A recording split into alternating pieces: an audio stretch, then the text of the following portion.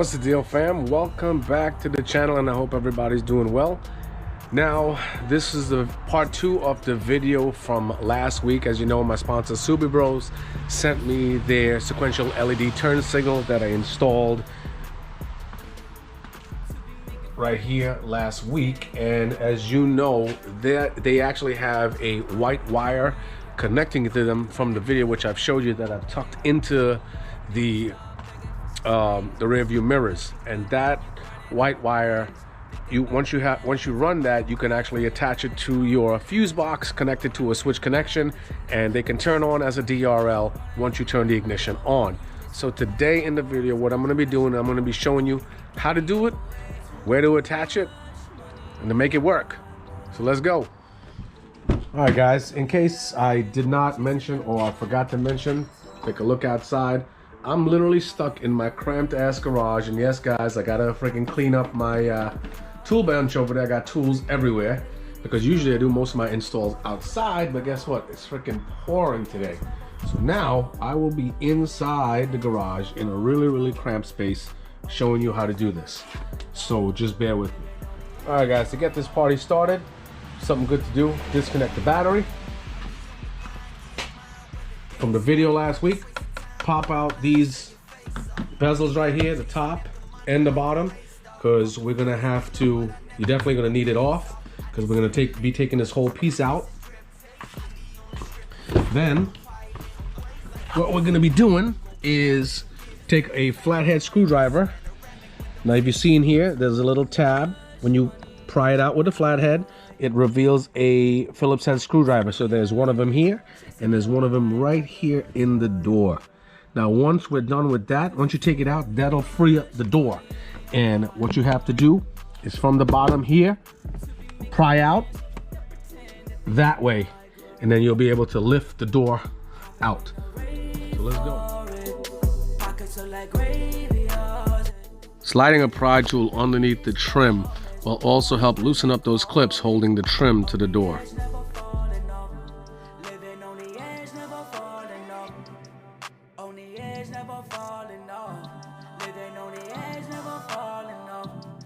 All right, peeps, so as you can see, the door is out. And I will tell you, this door's never been taken off, so it was a little bit, the clips, these clips over here, these white clips, they were a pain in the ass. So what you got to do is definitely, once you take those two screws out from the armrest and the door handle, you put, both arms underneath, squeeze and pull. Both arms underneath here.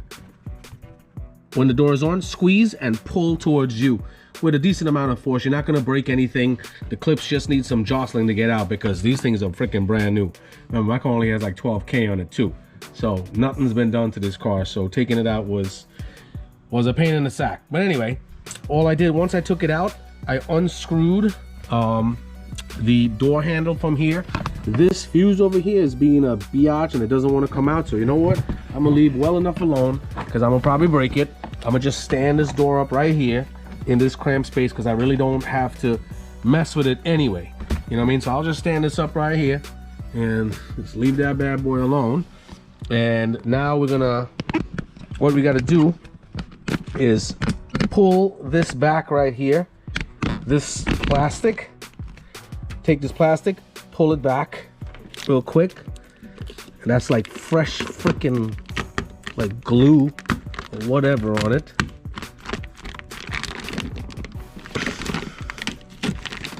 Now I just ripped something.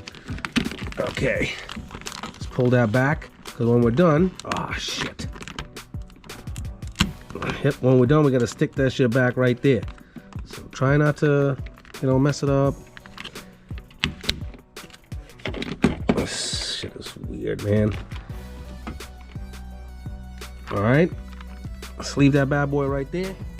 All right, so now the next step is we got to take off the panels or the bezels from the rear view mirror, and inside this round hole here and this elongated one right there, as you can see, there's a couple 10 mil nuts you got to take off, and that's this whole rear view assembly can hang off. because that's what we want. So here we go.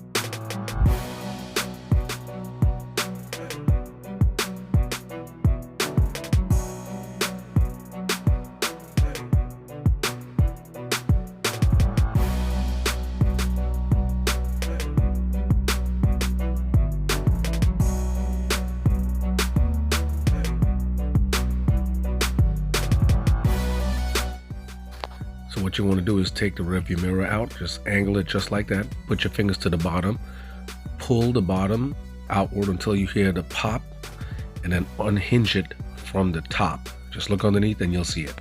Then detach the 3 connectors on the mirror to completely set it free.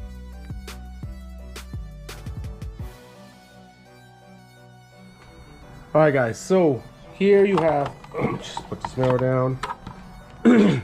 See the inside? So I tried something real quick. I pulled open this rubber boot right here, and I took, if you have a long zip tie, just run it up. I'm not gonna run it. I'm not gonna run the wire into that gray jacket. I'm not gonna do that. I'm just gonna run it through the hole alongside of it.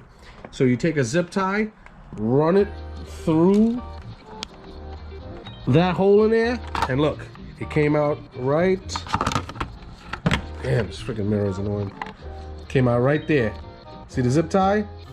Now I'm gonna tie the white wire to that, run it through. All right, so to make things easier, I actually pulled out these little connections right here. These are, these connections go on the mirror right over here. I'm guessing that is to defrost the mirror. So those can be pulled out. I just put some tape just to match them back up. I don't know if that makes a difference or not, but this will make things a lot easier.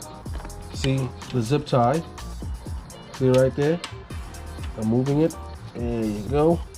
So all I gotta do now is connect the wire to the zip tie and pull that bad boy through.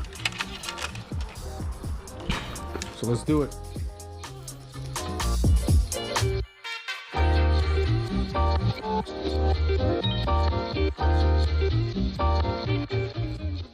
So after you run the wire through the rubber booth, let it hang inside of the door. Then start to reattach the rearview mirror by reattaching the connectors and then reattaching the mirror the same way you took it out. All right, so after I put the mirror back on, I put that bolt, just one bolt in there in the meantime, just to hold the mirror together, just to make sure all my wire clearances are good. So this turned out to be a pain in the ass, and I'll tell you why. Because number one, I had to disconnect this to make sure the door can swing all the way out. This rubber boot here, it's so hard to get out, it's freaking ridiculous. So what I did, I ran the wire, because now you're gonna have to put a hole or whatever, and you need help, and I don't have the help, so you're gonna have to put a hole in there. So what I did was I pulled the rubber boot itself out, pulled it all the way out, ran the wire under it, and put the boot back over it. Now, and I left enough wire where the door can open, shut, or whatever. It's not gonna go anywhere. This white wire right here, it's gonna run behind the boot. I'll tape it up, and I ran the zip tie. See it right here? So I had to pull this bottom boot out right here, ran the zip tie through it, and it came in over there. So now, success. Come on. There we go. So that wire that they gave is gonna be enough. And all I'm gonna do is just run this behind here. Run it behind and put the boot back, the boot back over it. I'll tape it up behind this boot right here. Now, this wire right here, you can run it. I have a lot of stuff on my gauges right here. That's why it looks, I have a lot of adder fuses in here. And this red wire, this adder fuse right here is on the AAC. It's a 7.5 amp fuse. I'll just tap right into here, and once I turn the ignition on, that DRL should come on. This other adder fuse over here, I'll put a link up above my head real quick, or actually above the on the top of this video. to where I showed you guys how to test for fuses and whatnot. But this ACC fuse right here, it's freaking blurry. That's a 7.5 amp. This one right here with this added fuse is a 7.5 amp ACC fuse. So that is only gonna turn on when the ignition is on. So let me tap it real quick and I'll neaten everything back up. As I said, this was a total pain in the ass, and I'm telling you right now, it's gonna be tough. You need a lot of help to poke a hole, try to run something down here without having, look, there's a shit ton of wires in there. It's just a lot, that's just a lot of problems. So I mean, I'll do it, I'm doing it with, this is my car, so I'm gonna do what the hell I want. But I'm just showing you an easy workaround. But either way, I'm still running it through and coming out nice and even over here. So we're good. All right, so what I'm about to do, instead of putting everything back together real quick, I just want to tap into the circuit and ensure that everything works. Once it works, I'll close everything back up and then do the same thing on the other side. All right, guys, I wired it up real quick, connected the battery, and I'm about to see if this works real quick. First test, I'm gonna just tap the ignition on. Oh shit, we got action. Check the signal.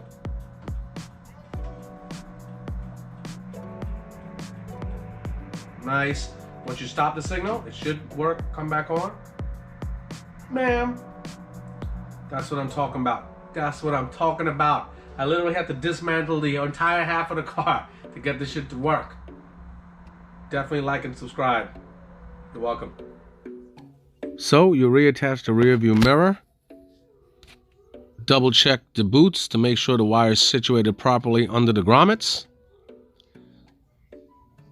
Rebolt the door check. And then put the rest of the door back together. Also, quick tidbit, guys, because the battery was disconnected, and when you reconnect it to test the lighting, the passenger window is not going to work from the driver's side.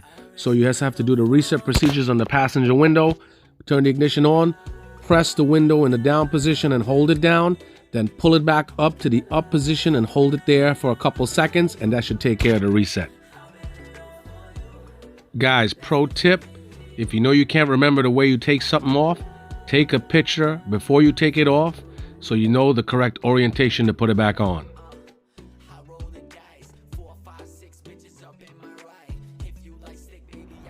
All right, so I just finished up that side, put everything back together. Turn the ignition on.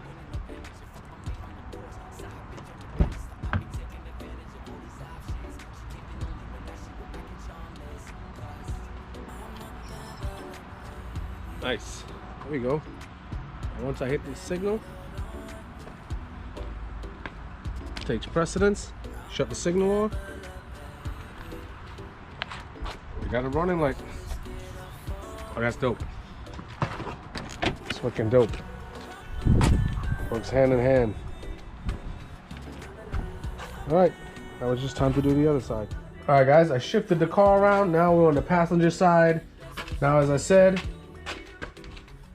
1, 2 screws, pull the door out, take off the bezels for the rear view mirror, take off the mirror, take off this kick plate right here, both those kick plates, run the wire. I'm gonna have to run the wire to the other side and join it up. That's why I left that, the harness is still open all the way down to the bottom down there.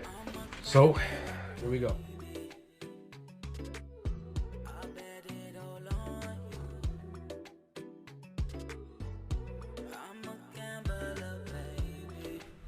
Okay, I just got to put this inside of the door back on, the mirrors on, the wires already run and zip tied to the other side.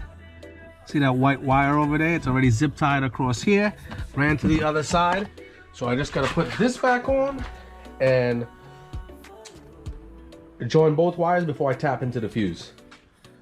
All right, guys, we're back. So doors put back in, the mirror, all the caps are put back in, everything is done, and the wire was run from the passenger side. You see it up there, that white wire. Ran it through with the zip ties on the passenger side into the driver's side. It's right here. This is the driver's side wire right here. This is the tap that goes to the switch connection right here. So you can see it right there. This one right here. I'm just going to be tapping off of that. I'm going to be joining the two white wires, and that's it.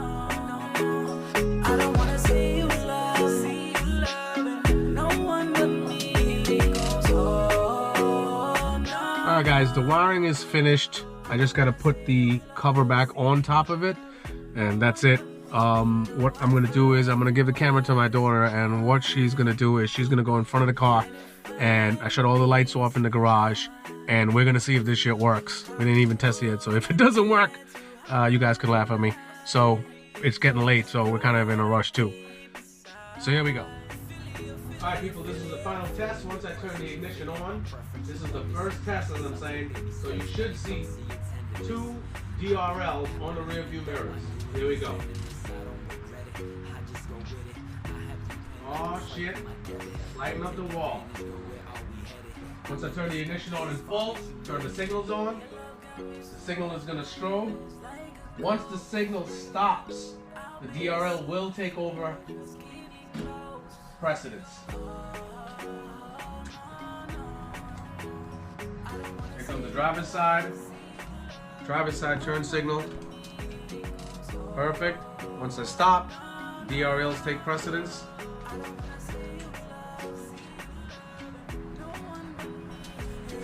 These are the hazards.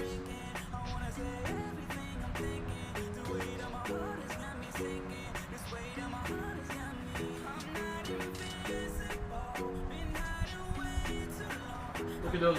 Watch the DRLs light up. With my fog bezels. A lot of DRLs on this car. Fog bezels, above the headlights, those LED, sequential LED strips, and those DRLs from SubieBros.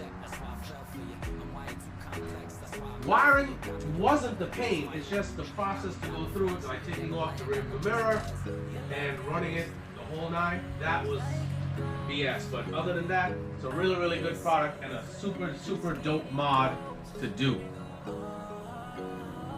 Alright guys, you know what to do. Like, subscribe, definitely drop a comment, and I'll be talking to y'all soon. Peace. Alright guys, so quick interruption. Next day, I know I said that I was gonna tap off of my gauge, my switch connection for my gauges, but future tense, my sponsor is sending me some more stuff for installations as far as gauges are concerned. So what I'm gonna do, I am gonna give these DRLs their own dedicated circuit, even though, as I said, I could have tapped off of my gauges regardless. So this is, I'm going to show you guys again what to do. So you're looking for, this is your fuse box right here. I pulled it off. This is the panel right here. Oh, it's not focusing. I'll just take a picture and insert it in the video. The bottom end fuse, the bottom right, it's a 7.5 amp fuse. And what I'm going to do, I'm going to show you how to test it right now. Just take your tester, connect it to a ground. You see my ground is connected all the way back here. Once you connect it, put it on the fuse on one of the metal prongs. There's 2 little metal pieces on the fuse itself. You just hold it right there. Now switch the ignition on. If you switch the ignition on and the tester lights up, you got action. Turn it off, shuts off, turn it on again, you got action. So that is a switch connection that only has power when the ignition is turned on, and that is where I'm going to put the add fuse for the DRLs.